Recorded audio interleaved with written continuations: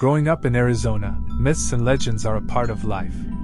Native traditions, mystic places, vortexes, UFO abductions, and dozens of other stories of the unknown that I always found fascinating. I grew up spending a lot of time wandering around the desert and the mountains, hunting, camping, etc., so I felt very at home in the wilderness. One late spring day on one of my many hiking adventures, I wandered off trail, and after several hours came upon a small group of old mud adobe houses. A few people heard me coming and came out of the houses to investigate, and after apparently making the collective decision that I was not a threat, one of the elders dressed in old-style traditional native clothing and a headdress came over to greet me. The man spoke slowly and told me that I had wandered onto a Navajo reservation and asked me if I was lost, or if I needed help. When I told him no, I was lost but intentionally, he chuckled and invited me in to eat with his family. The next several hours were one of the great experiences of my life. The whole thing was like being thrown back in time. While we ate and talked, others from the surrounding houses began coming over to join us, and I got the feeling they didn't get many outside visitors. We shared stories for hours about life, family, their history in the area and time spent in the wild, and the longer we talked, the more they opened up, and the more interesting the elders' stories got. Throughout the time, there was one man who never spoke. He just sat out of the circle listening and watching me. At one point, I told them I did what I called my walkabouts every year around September, where I would go out by myself into the wilderness for 2 to 4 weeks at a time, and this got the attention of the one silent old man. When I finished, he came over to the circle around the fire, and asked me to join him on the ground. He told me that years ago he used to do the same thing, and went on to tell me about the canyon he went to. He described it as a dangerous but magic place, and that I would see the world differently if I came back. If must be for dramatic effect. When he finished, he invited me over to his home. The house was small, and through an open door in the back room, I could see it was filled with various animal pelts, coyotes and wolves mostly. He walked over and closed that door, then picked up and handed me an old map and some written directions that seemed like he had been holding on to them for a long time, and just walked away into that back room and closed the door behind him. It was late, and one of the families had invited me to stay the night, which I gladly did. The next morning as I prepared to leave, one of the old women came over to me with something in her hands, handed me a talisman, and simply said, "Dip your bullets in the white ash at the hottest part of the fire," then just walked away. September came, and as I packed for my walkabout, I saw the talisman in a drawer and something felt right about taking it with me. After a beautiful drive, I was very happy to find the Forest Service road marked on the old map. The entrance to the area was remote and overgrown, and tough to get to even in my Jeep, and took me much longer to get to than expected, so I decided to make camp and start the hike in the morning. After a few hours on a trail that looked like it had been forgotten, I came to a stream, and the entrance to the secret valley. It was a narrow crack in the tall cliffs with about 4 feet of water running gently through, but too narrow for a kayak or canoe. I hoisted my gear over my head and began the wade sideways through the chest-deep water. The crack in the cliffs seemed to go on forever, but after almost 2 hours I came to the place where it opened up into a small lake in an incredible valley surrounded by tall rock faces. This may have been the most remote place I have ever been, in the sense that there was no sign that people had ever been there. No trash, no bullet casings, not even the evidence of campfires. My first night there was the quietest night I have ever spent in the wild. No birds, no frogs, not even crickets, but I didn't feel like I was alone there. In the morning, after breakfast, I headed out on my first exploratory hike to explore my new home for the next couple of weeks. After being stalked by a mountain lion on a hike about 10 years ago, I make a point of now bringing a pistol with me when I'm out wilderness hiking. After some looking around, I found a narrow path that appeared to be a game trail that led up the side of one of the cliffs and towards what looked like caves from the canyon floor. I made my way up to them and came upon an entrance that was much larger than it appeared from below. I made some noise to alert any possible animals I was there, and made my way inside. The cave was an expansive single chamber that went back a couple hundred feet. As I walked, I inspected as much as I could see with my light, but there was no tracks of any kind in the dirt besides mine, so I decided I was alone in there and pushed on towards the rear of the cave. As I came around the last bend in the cave and approached the end, my headlamp panned across a large pile of bones, some animal, some human, and a very old-looking, small candle sitting on a natural stone shelf. This is the first thing that has scared me in as long as I can remember. But focusing my wits, I remembered that there was no other tracks in the cave and figured it was all from a long time ago. I was still a little uneasy as I exited the cave, and was ready to get back to camp. As I came out into the light, about 75 feet away, there was the largest wolf I have ever seen that looked like it was coming down from standing on its hind legs. It dropped down to all fours on a rock, just began staring at me, not growling or baring its teeth, just staring. I pulled my .45 and fired 2 shots off to the side of it to scare it away, but it didn't even flinch. Not only have I never seen a wolf in this part of northern Arizona, but I have never seen a wild animal that did not at least flinch at the sound of a gunshot. We both stood there staring at each other for a moment. I turned and set my backpack down to grab my binoculars and get a little closer look, but when I turned back, the wolf was gone. I made my way cautiously down the path back towards camp.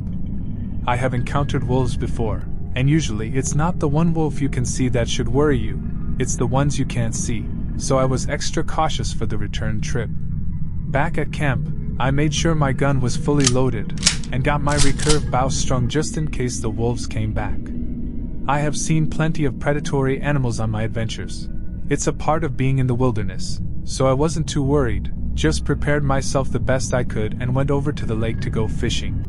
Within about 20 minutes, I caught 2 of the biggest brown trout I've ever caught, so I decided to stop fishing for the day and take a swim. Back at camp, I made a fire, cleaned my trout, and made dinner while the sun went down. As soon as the sun went down, all of the life in the canyon seemed to go silent again. As I put out my fire and prepared for bed, I noticed there was a small flicker of light coming from the area where the cave I had explored earlier up the cliffside, which didn't make sense.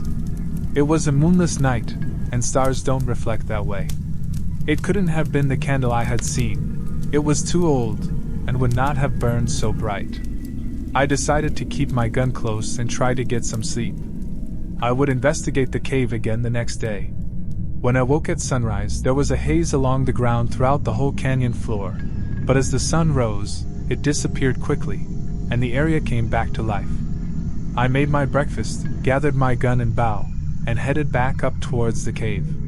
When I reached the entrance, I saw there were still no tracks besides mine around the entrance, and decided to push up the hill further.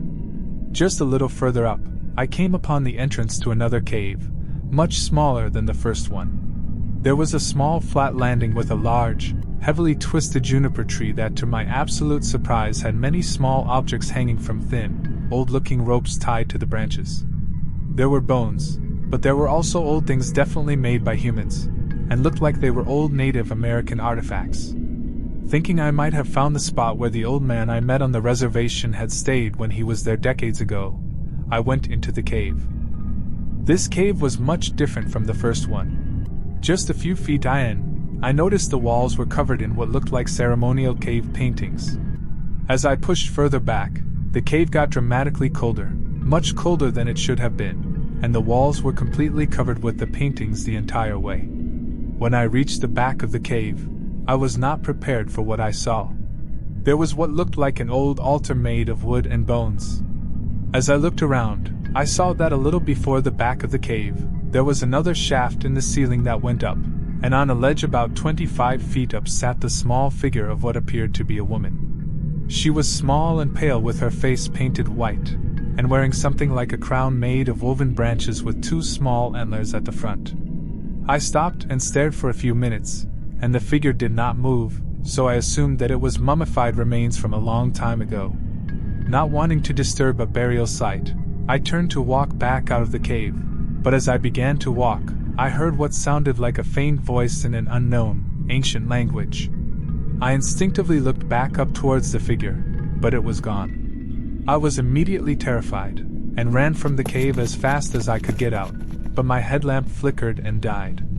I made my way out, feeling along the wall to find my way, and the whole way I felt like there was something right behind me. When I saw the first light from the cave entrance, I began to sprint towards it.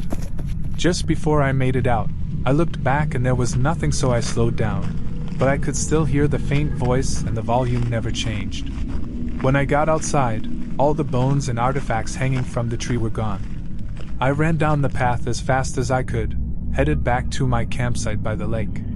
Just as I reached the floor of the canyon, I noticed a large wolf at the tree lean to my left, but this time it stayed standing upright on its hind legs.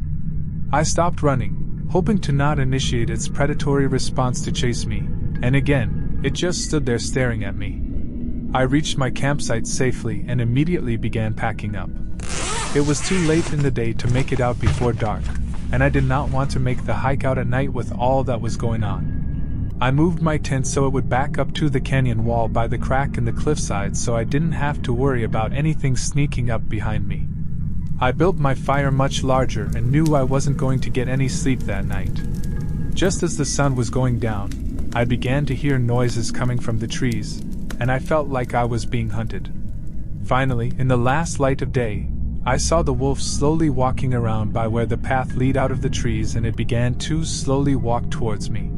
This time I drew my gun and fired towards the creature, intending to hit it, and while I saw a couple hit the dirt around it, several bullets hit it. Several rounds from a .45 will at least slow down anything I've ever encountered, but this giant wolf kept walking towards me like nothing had happened. I continued to fire at it until the inevitable click of an empty magazine. I reached down and fumbled around in my backpack looking for my other magazines to reload, and as I lifted it, the talisman the old woman gave me fell out onto the ground. I picked it up and put it around my neck and immediately remembered what she had told me. Dip your bullets in the white ash. I looked around, but didn't see my backup magazines, so I grabbed my bow, pulled an arrow that was tipped with a hunting broadhead and dipped it into the white ashes, drew and fired. I hit the creature just in front of its right hip, and it let out a noise somewhere between a growl and a person screaming that made my blood curdle. I can hear that noise in my head to this day. It immediately turned and ran back to the trees, and in the flicker of the firelight I saw the small woman with the antler crown standing there waiting for it. They both retreated into the trees, and for the rest of the night, I could hear the same faint voice I had heard in the cave.